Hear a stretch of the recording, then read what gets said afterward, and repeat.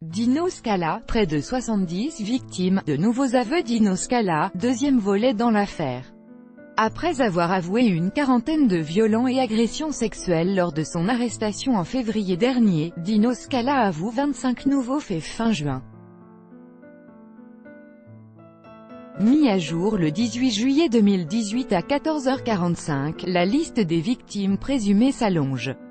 Surnommé « le violeur de la Sambre », Dino Scala a reconnu fin juin 25 nouveaux faits de violents et d'agressions sexuelles devant les enquêteurs de la police judiciaire de Lille.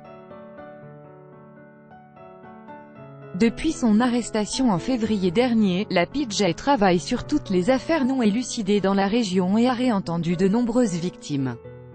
Dino Scala a été interrogé à 2 reprises par le juge d'instruction, en mars et les 20 et 21 juin dernier, une audition au cours de laquelle, le suspect aurait donné de nouveaux détails sur son mode opératoire et se serait décrit comme un chasseur, selon Le Point. Dino Scala devrait, d'après Le Figaro, prochainement être convoqué par la juge d'instruction de Valenciennes en vue d'une possible mise en examen. Agent d'entretien de profession et père de 3 enfants, Dino Scala a concédé être l'auteur de nouveaux faits après avoir été confronté à un certain nombre d'éléments et de témoignages en interrogatoire, rapporte France 3. Interpellé le 26 février dernier, le « violeur de la Sambre » avait déjà reconnu avoir commis une quarantaine de viols, même s'il est officiellement soupçonné de 19 agressions sexuelles, pour l'instant. C'est en se rendant sur son lieu de travail qu'il avait été arrêté par les gendarmes.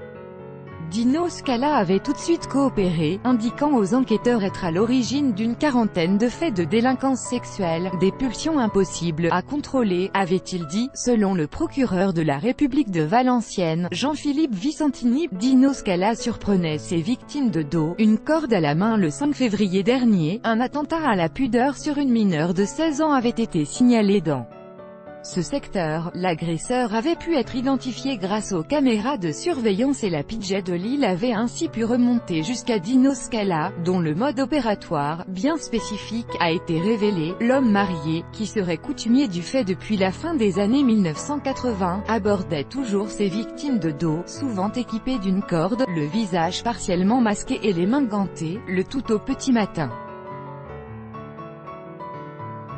Ensuite, il emmenait ses victimes ligotées, pouvant aussi bien être des adolescentes que des quinquagénaires, dans un endroit isolé, souvent avec sa voiture. Dino Scala, un mec génial au Pont-sur-Sambre, Nord, village dont Dino Scala est originaire. La stupeur a régné au moment où l'affaire a été dévoilée. Cet ouvrier était connu dans le secteur, mais pour de bonnes raisons. Impliqué dans la vie associative de sa commune, membre de l'association sportive de VTT, décrit comme un bénévole né par la Voix du Nord, il fut un temps l'entraîneur et le président du club de football du coin.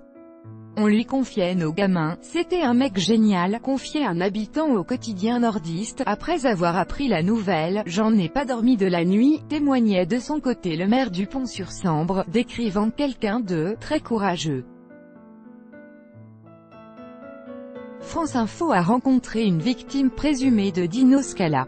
Michel se souvient, c'était en 2002, elle venait d'arriver sur son lieu de travail, quand j'ai refermé la porte, on m'a sauté sur le dos, par derrière. Il m'a coupé la respiration et m'a mis un couteau sur la gorge, raconte-t-elle, la gorge serrée. Et d'ajouter, il m'a dit, tu fermes ta gueule sinon je te tue. Il m'a attaché les mains, les pieds, j'ai eu peur.